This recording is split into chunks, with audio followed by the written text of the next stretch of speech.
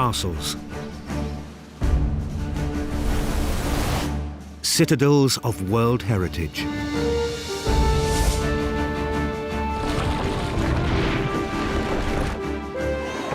All over Europe, millions flock to see these masterpieces in stone. They are drawn by the astonishing scale of construction and by a sense of a lost world of heroism and chivalry. But castles are more than magnificent monuments to a past that's dead and gone. They hold the key to understanding a crucial period in the growth of our civilization. In this series, we're on a journey to discover how castles were built and why they were constructed the way they were. How that changed over the centuries, and why they still have a grip on our imagination today. We'll meet the castle builders, the laborers and masons who did the hard work, the geniuses of design who imagined these medieval megastructures, the structural engineers who turned them into reality, and the kings and barons who commissioned them and lived in them. We'll show how the big history of the Middle Ages, the wars of France and England, shaped the castle.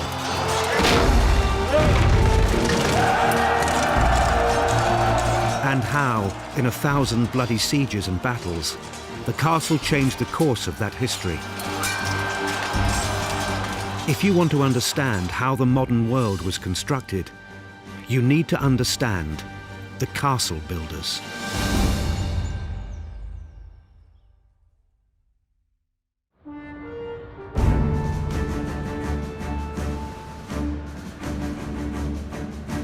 How do you build on a massive scale? And how was it done centuries ago without the aid of modern machines and computing power? Any major construction project is something little short of a miracle, a breathtaking combination of ingenuity, craft, organization, and hard labor. It takes determination, skill, planning, and lots of money. The same was true 1,000 years ago.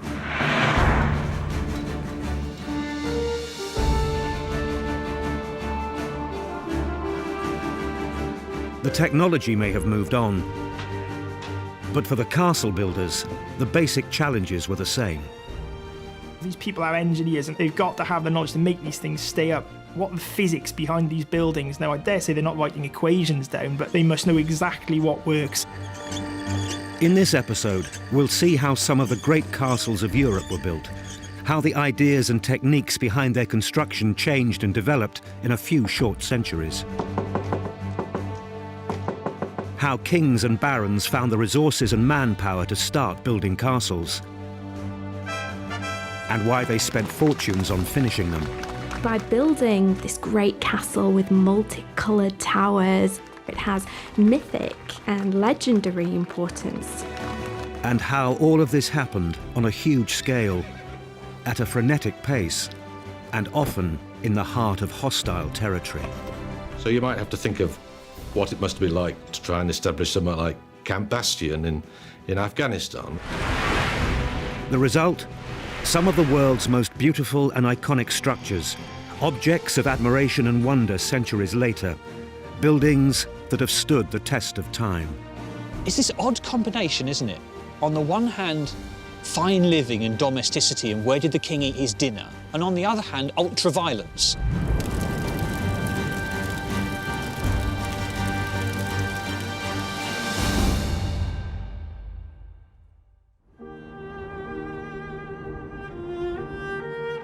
For millennia, humans have built in stone. And even before the Romans came, saw, and conquered northern Europe, the stone ramparts of the hill fort gave shelter and comfort to 1,000 local tribes.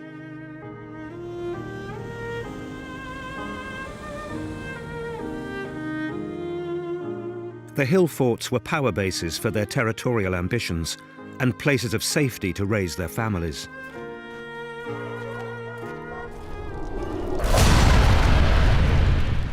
In a world of brutal raids and invasions, an impregnable defensive fortress has obvious advantages. That's why the Romans raised stone forts to protect their legions as they pushed the boundaries of their empire wider and wider. And why they built walls to define and defend the extremities of the world they conquered. But it wasn't until the 11th century that the European castle, as we now think of it, began to take shape. A castle's primarily to defend a lord or a noble or a king, his family and his household, and also to command the territory of which he's the owner.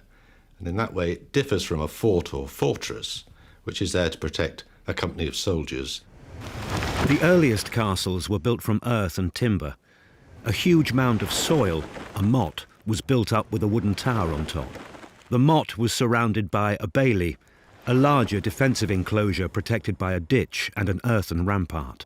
The thing that is most difficult for people in the 21st century to grasp is that early castles, 99% of them, are made of wood. The thousands of castles that are put up over Western Europe in the Middle Ages are earth and timber. This is the site of one of the first timber castles built in Britain.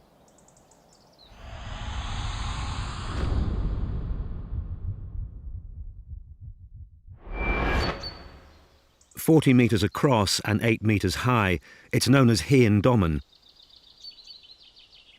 meaning in Welsh simply Old Mound.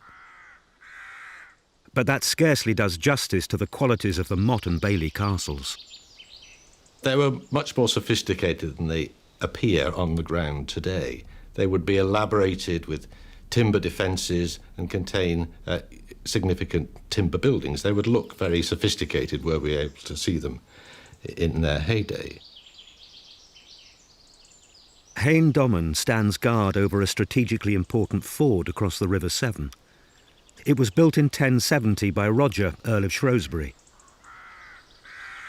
He named it Montgomery Castle, after his home in Normandy.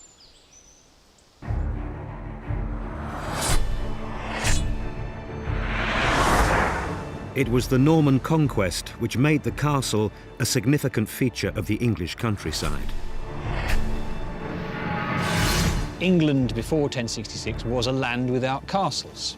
They have horses, but they don't ride them into battle, and nor do they have castles. And it's those two things in combination, cavalry forces, but most especially castles, that give the Normans the cutting edge, the advantage.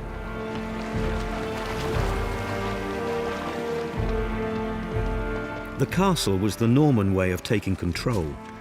All over England, William the Conqueror's knights began to throw up hundreds of motte and bailey castles. What was good about them is they're very quick to construct. You can construct a stronghold in alien or enemy territory quickly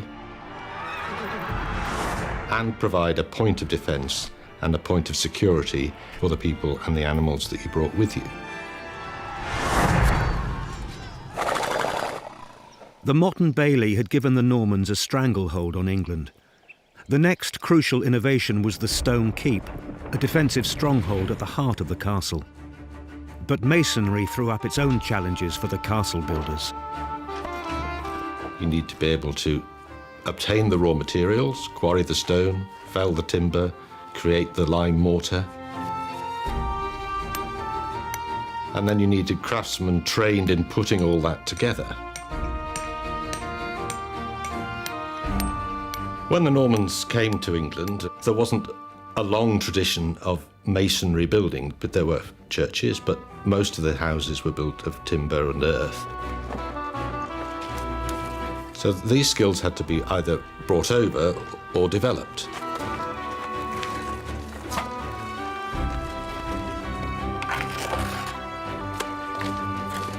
The Normans were very happy to import the sophisticated skills in masonry they needed to construct robust defensive structures on a grand scale.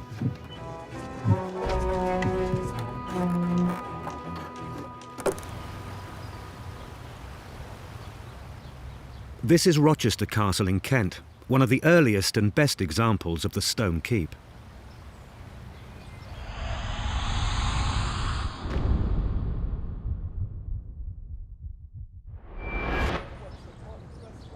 The keep is the imposing central feature of the castle.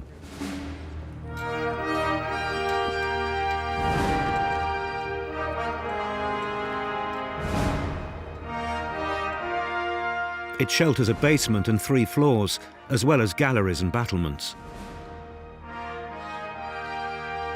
The grandest of the rooms were on the 2nd floor, with a mezzanine to give them extra height. The spine wall is pierced to form an arcade of 4 round-headed arches.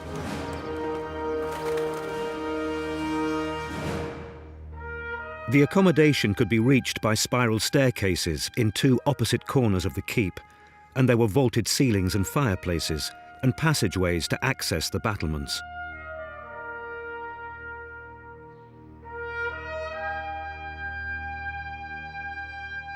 The exterior walls get their rough appearance from the irregular rubble used to build them. Kentish ragstone, a hard grey limestone quarried locally. But the angles of the buttresses, doors and windows are yellow in colour. They're from Caen stone, imported across the Channel from Normandy. Rochester Castle was actually built by an Archbishop of Canterbury, William of Corbeil. A prince-bishop, a baron in his own right, it was William who completed the construction of Canterbury Cathedral.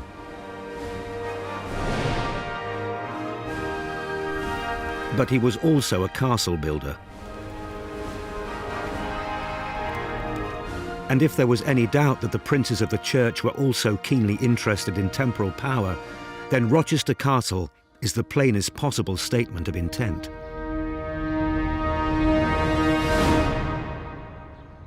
Rochester's primary function is purely practical.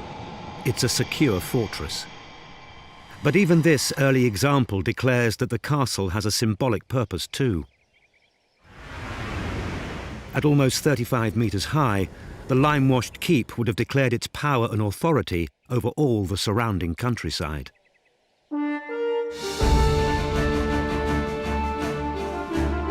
The interior of a castle, too, could be used to proclaim the might and glory of its builder.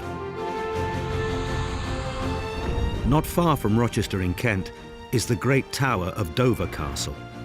It was the last of the great square keeps built in England after the Norman conquest. A royal palace of King Henry II, it's recently been restored to look as it might have done in the 1180s.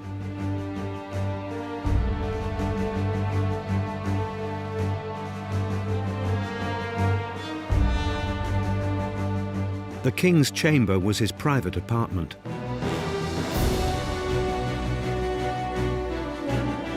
It was shared with servants and senior officials, and it was where the business of government was carried out. The King's Hall was a place of meeting and assembly, used for ceremonies and feasts. It proclaimed that if the king was on his throne, all was right with the world. An army of servants in the kitchen below would have kept the king and his guests well fed. The entertainment was certainly lavish. But the spaciousness and grandeur of the living quarters shouldn't blind us to the fact that Dover was a castle that needed defending strongly. Known as the Key to England, it was attacked by French armies and rebellious barons. A military stronghold and an official residence, Dover accommodates both functions of a castle with a grace that belies how difficult it is to integrate the two. It's this odd combination, isn't it? On the one hand, fine living and domesticity and where did the king eat his dinner? And on the other hand, ultra-violence. You know, you've got boiling oil and catapults and sieges. If you combine a fortress and a stately home, it's a very difficult proposition. Because, you know, if you want a fortress, you've got to have thick walls and small windows and keep people out. And if you want a stately home, you've got to have lots of light and luxury and big windows. And so it's a very difficult balancing act, creating a building that is at the same time homely and warlike.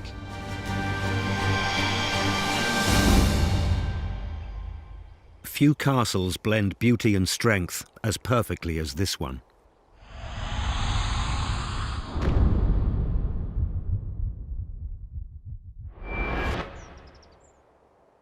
Chateau Gaillard was built here in the valley of the Seine in Normandy by one of the great kings of European history.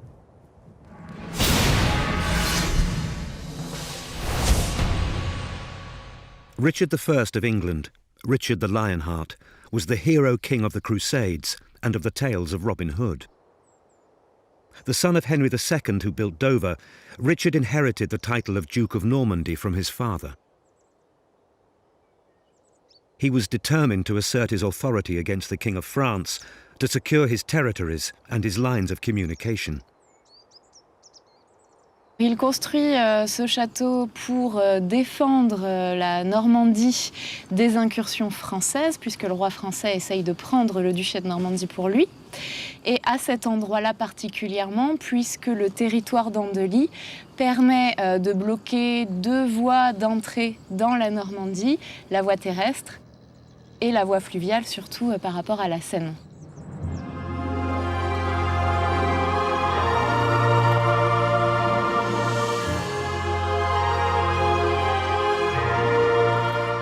Begun in 1196, the chateau was to be a structure entirely new to 12th century France.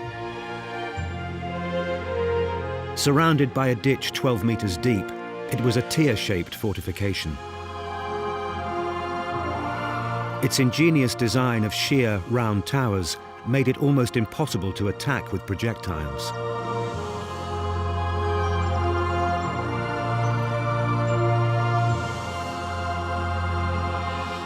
Urged on by Richard himself, an army of labourers worked tirelessly, putting in 2.5 million shifts of work, racing against time, weather, and the imminent attack of the French. Alors il est construit très rapidement grâce à beaucoup de choses. Déjà, eh bien, on va prendre de la pierre locale, des matériaux locaux. Alors, toute la pierre est issue finalement du creusement des fossés, puisque les fossés qui entourent le château sont creusés à la main par les ouvriers. Et les pierres qu'on extrait vont servir à construire les murs du château. Et puis effectivement, il y a beaucoup de personnes qui vont venir travailler à la construction de ce château pendant 2 ans que va durer la construction totale du site d'Andely. Eh bien, il va y avoir 6000 ouvriers au total et environ 2500 ouvriers tous les jours à la construction du château Gaillard. To ensure a supply of water for the castle, 2 wells were dug down to the river level, 100 meters below. The wells were so deep and dark that the diggers had to excavate the stone by torchlight, panting under the strain of oxygen deprivation, as the breathable air was burned away by the flames that lit their work.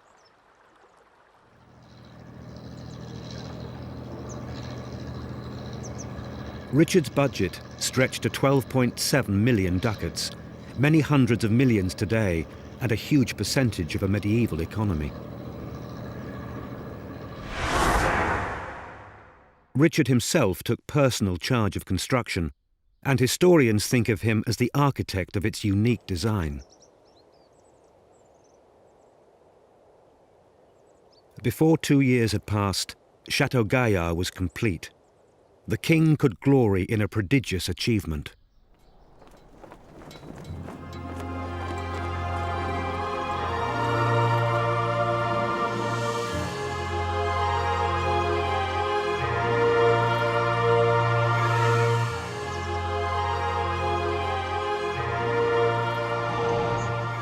And this is what Richard saw, his revolutionary miracle castle. So beautiful he called it his 1-year-old daughter. So strong, it gave him command and control over the key river route below.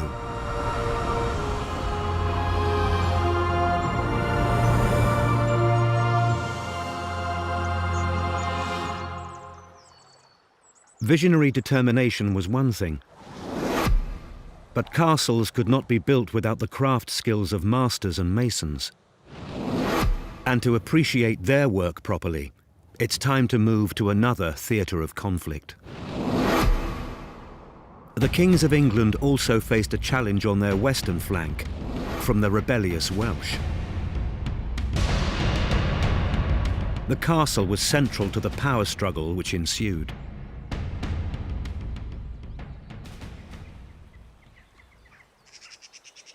Within a quarter of a century of the conquest, the Normans had built the great tower of Chepstow Castle on the River Wye.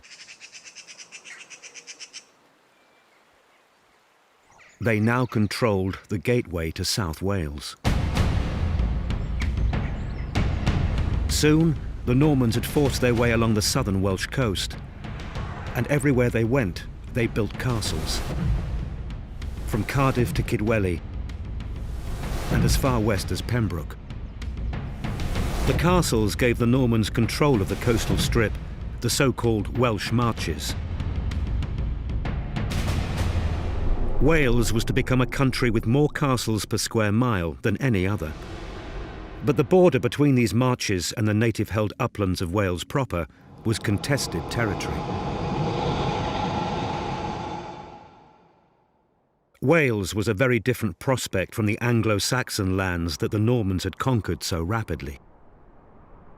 It would take the Normans 200 years to subdue the Welsh. The mountainous terrain was ideal for guerrilla-style resistance. And unlike England, Wales was divided into many competing kingdoms. Defeating one Welsh leader was no guarantee that any of the others would fall into line. Young warlords like the Lord Rhys play the Normans at their own game. By using cavalry and building stone castles of their own, right across southwest Wales. The Lord Rhys claws back power from the Norman marcher lords.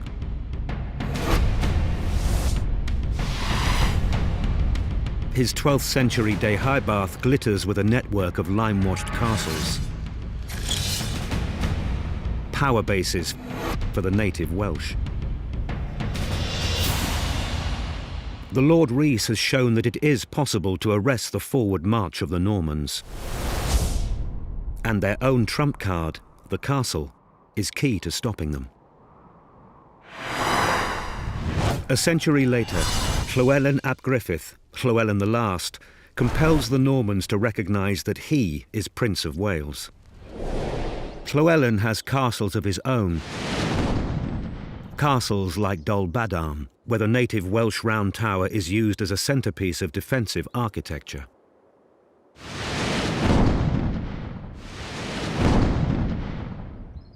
Llywelyn is strong in his mountain fastnesses. So strong that he can strike a deal with the English king.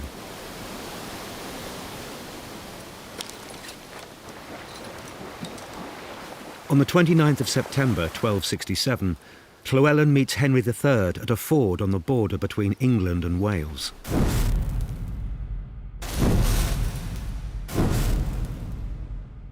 It's a formal meeting place to ratify a formal agreement, the Treaty of Montgomery. It grants Llywelyn power and authority over Wales. Providing he pays homage to the English king, Llywelyn is free to extend his rule.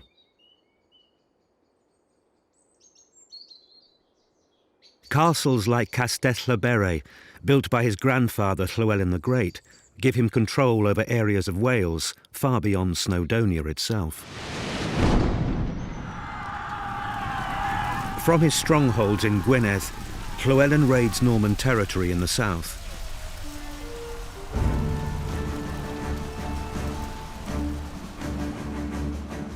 The young Norman lord, Gilbert de Clare, Gilbert the Red, is willing to break new ground to meet this threat. He diverts a river to create artificial lakes. It's all part of an enterprising plan to build one of the largest castles in the whole of Europe. It's the first castle in Britain designed to be defended by walls within walls. Its scale is imposing even today.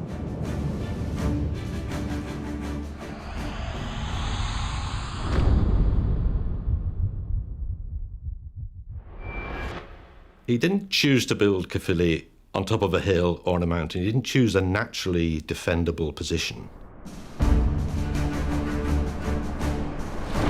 He wanted to lay out a new form of elaborate castle in which there were multiple layers of defence. Every time he passed an obstacle, he faced another obstacle. So you go through one gatehouse and be faced with another gatehouse. You cross one drawbridge and be faced with a portcullis and a pair of doors. And each time you approached one of these structures, you were under fire from the adjacent towers and curtain walls. And then he wanted to surround that with areas of water that could keep potential attackers and their siege engines away. The key person in Gilbert's project is his master mason. Like a modern architect, he designs the building. But he's a craftsman himself and understands how other craftsmen work. A skilled military engineer, he contracts all the other workers. Next to the master mason, the principal workers are the freemasons, expert stone cutters and sculptors. They're working at the sharp end of the logistical challenge. Every single stone there has been hacked out by hand from a quarry, pre-mechanised age, so all done manually with hand tools, and then transported in some cases over ridiculous distances.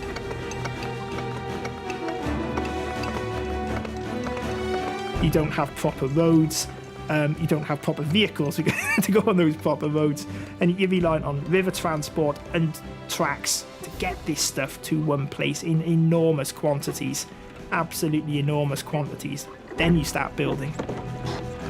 The castle builders are engaged in a massive project, which makes the minutiae of their work even more impressive to the trained eye.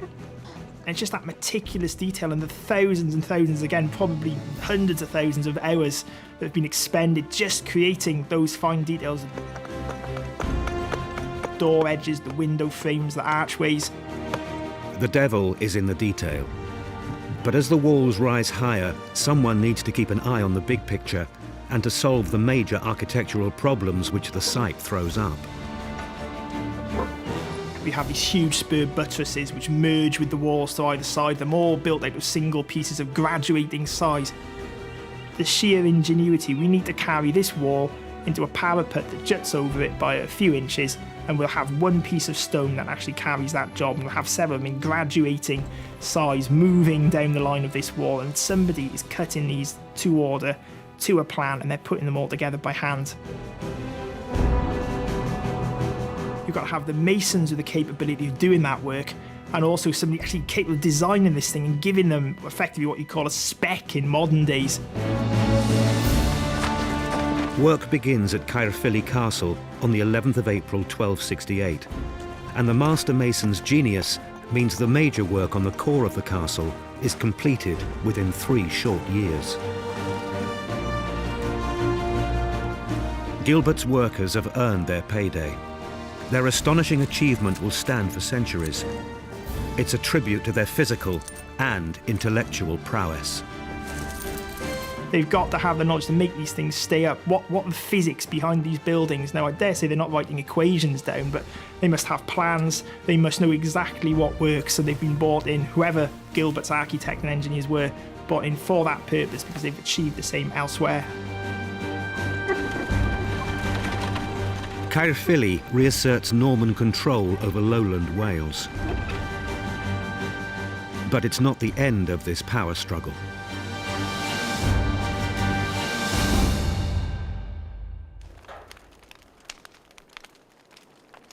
Faced with an unassailable bastion like Caerphilly, Llywelyn ap Griffith is pushed back north to his strongholds in Snowdonia.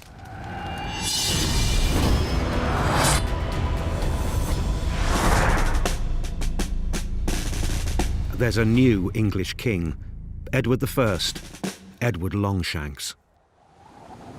Edward begins to build castles of his own around the coasts of northern Wales.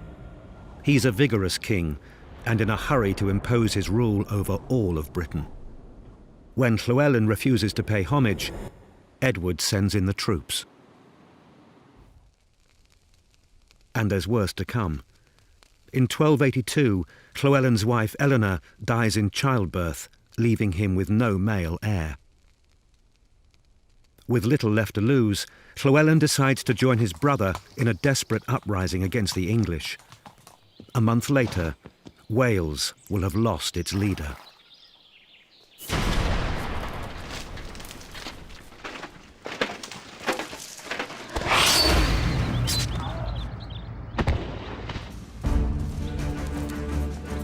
Run through in a chance encounter with an English knight, the Prince of Wales is dead. Edward decides to press home his advantage. The upshot? The completion of Edward's so-called Ring of Iron around North Wales.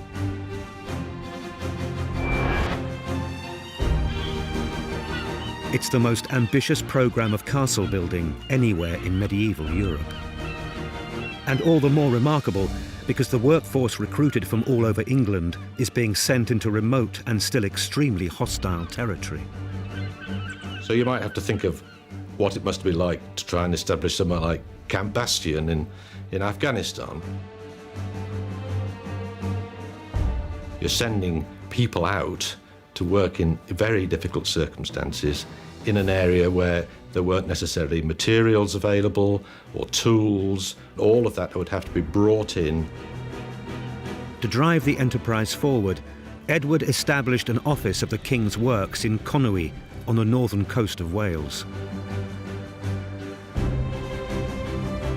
His key recruit was a master mason he'd come across in Savoy as he was returning overland from the Crusades to claim his throne.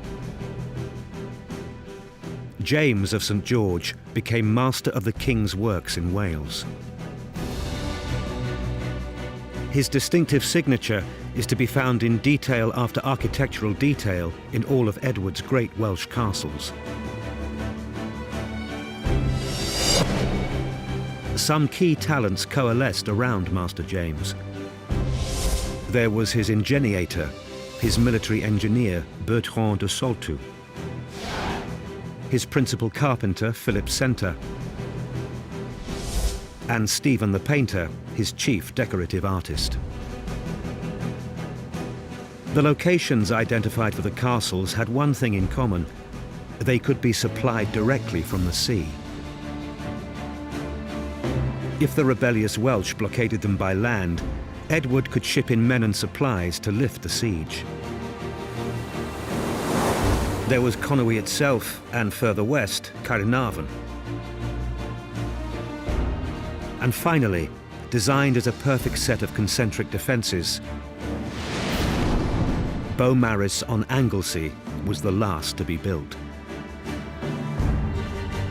Work had begun at Harlech in April 1283. Its massive Barbican towers and fortified path, the way to the sea below, made Harlech a definitive statement of medieval engineering. Today, Harlech is landlocked, looking out over land reclaimed from the sea. Back then, it stood directly above the shoreline. They've picked the site, haven't they? You can see it, and as with all of Edward's castles, really, they're very visible in one way or another. They must have been absolutely shocking things to behold for the local population. If you see the sea and the various major river channels as the highways of the age, these things were very, very visible. You would pass them as you headed along the coast or as you headed up waterways inland. So you always have to remember that you've got water at the base of the rock that it's on. They really send a message across that this is it, we're here and we're not moving anywhere. The raw materials to build Harlech came from far and wide. Stone from Caernarfon, lime from Anglesey, timber from Flint, lead from Bristol, and iron from the English Midlands. And the scale of the work was a wonder to behold. There were 950 men at the height of the building season involved in that one castle. gives you some idea of the sort of logistics necessary to bring those people there, to feed them, to house them, to provide them with tools, materials and equipment to enable them to build these buildings at considerable speed and under the eyes of a recently conquered people.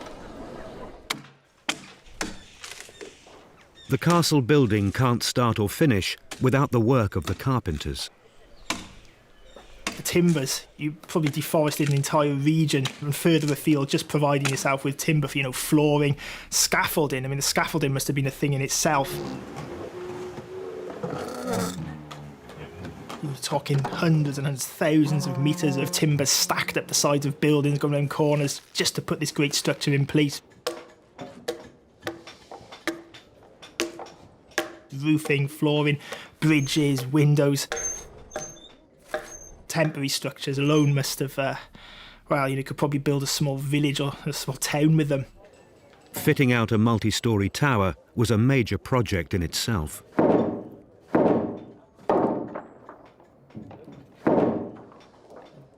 The final adornment was the decorative work.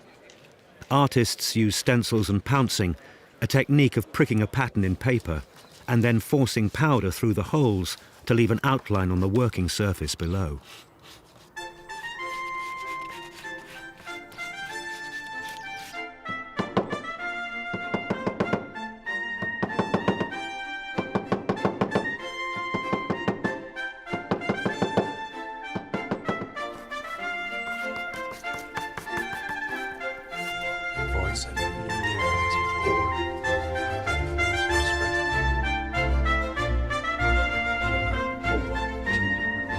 The painted halls and chambers of the castle may have been seen only by a privileged few, but they proclaimed a king's wealth and preeminence to his barons and courtiers.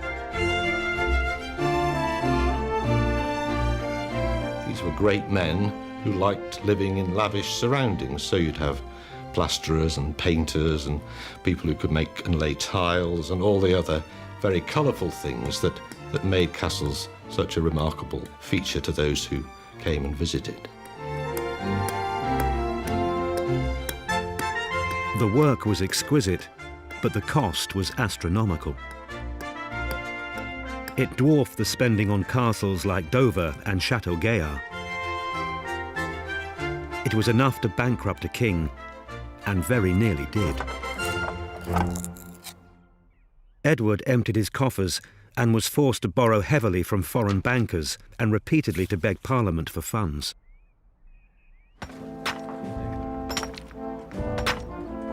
As rivers of pennies flowed into Wales to pay the workforce on these vast projects, the king demanded meticulous records of every item of expenditure. The thing that always strikes me is just the sheer opulence, the sheer cost, almost obscene wealth that's gone into building these things. The spend is out of all proportion, really, to almost anything else that's being built at the time. Struggling to keep within his budget, Master James faced dilemmas familiar to anyone who's ever engaged a builder.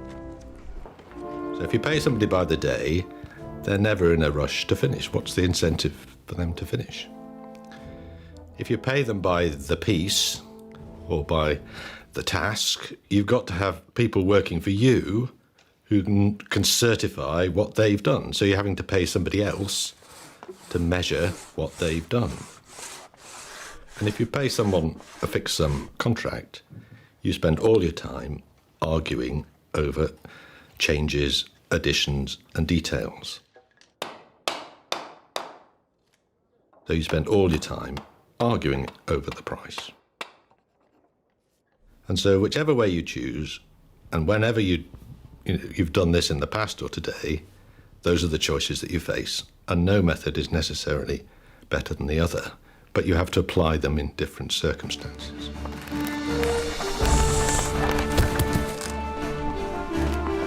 No matter how careful he was in choosing the most economical method of paying his workforce, Master James was under huge pressure to justify every line of expenditure. In case you should wonder where so much money could go in a week, he wrote to the king in 1296, we would have you know that we have needed 400 masons, 2,000 less skilled workmen, 100 carts, 60 wagons and 30 boats, 200 quarrymen, 30 smiths and carpenters.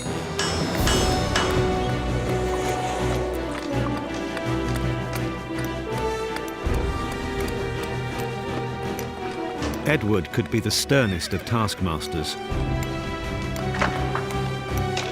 But the end result of all this labour pleased him.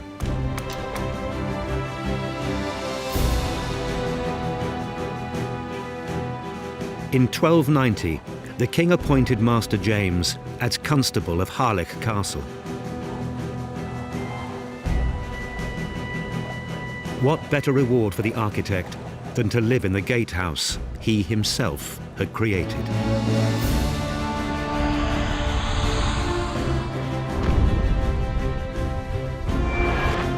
The jewel amongst Edward's North Wales castles, and by today the most famous, is Caernarvon.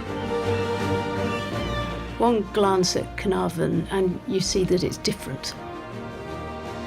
It was clearly designed to be different from the start. It doesn't have round towers, it has these sort of strange polygonal towers. The stonework is beautifully cut. It has these striped bands of stone, so it looks different from the start.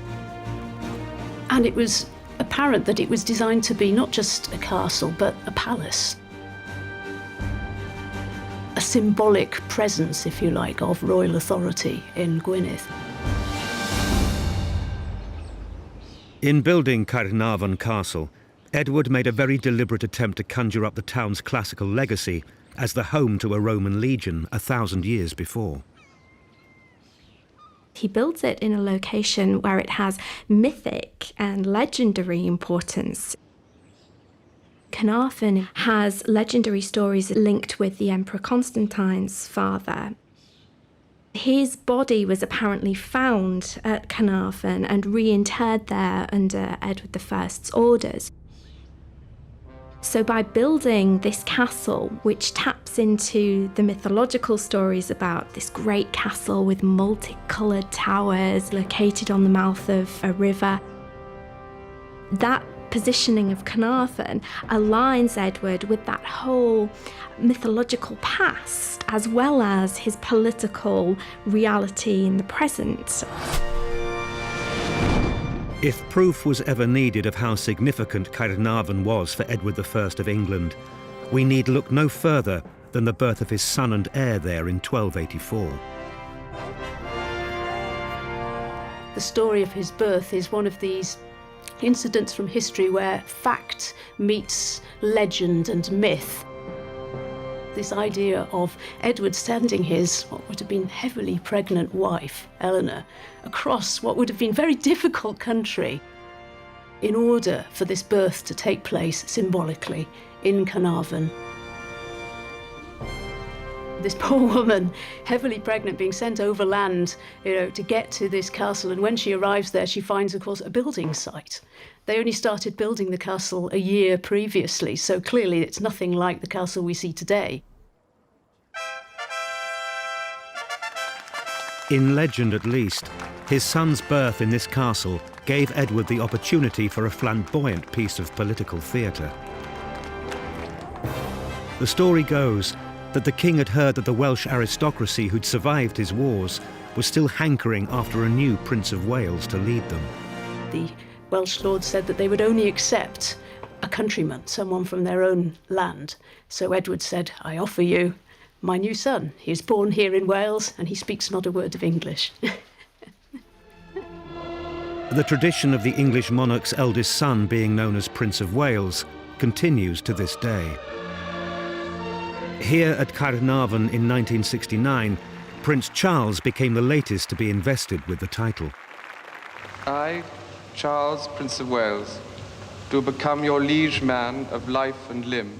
One of our most popular pieces of film, which we have on the site, is actually the film of the 1969 investiture of Prince Charles, and particularly popular with audiences from America. I must say they do like to see that and to walk where the Queen walked. And the thing I find interesting when I see it, knowing the site as I do, is the amount of work they must have done to put in all of the seating and other arrangements to sort of get everybody into the castle for that spectacular event seen around the world. Almost 750 years after it was built, Edward's castle has lost none of its power to impress visitors from afar. And it still divides opinion amongst the local Welsh population, which it was designed to dominate.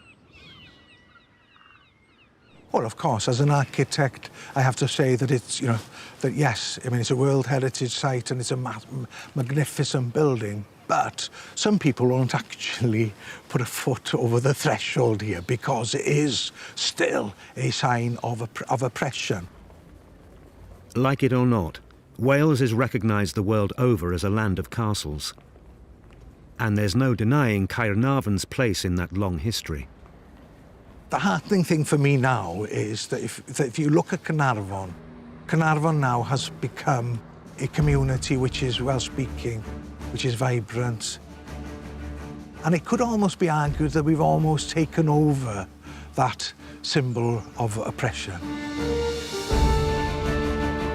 Caernarfon, fit for a king. But like every castle, the people are part of its story too. The glories of medieval castles, their beauty and their opulence, burnish the status and mystique of royalty.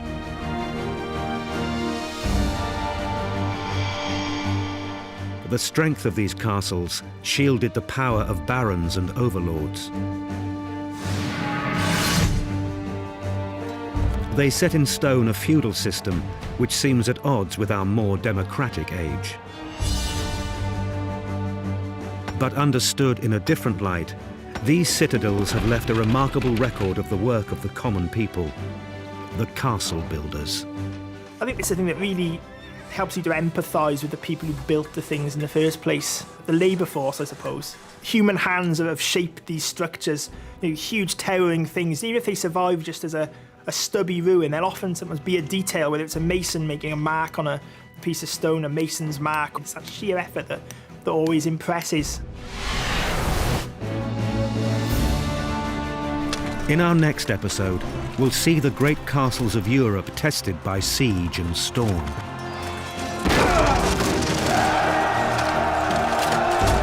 Can the work of the castle builders withstand the onslaught it faces from the force of arms?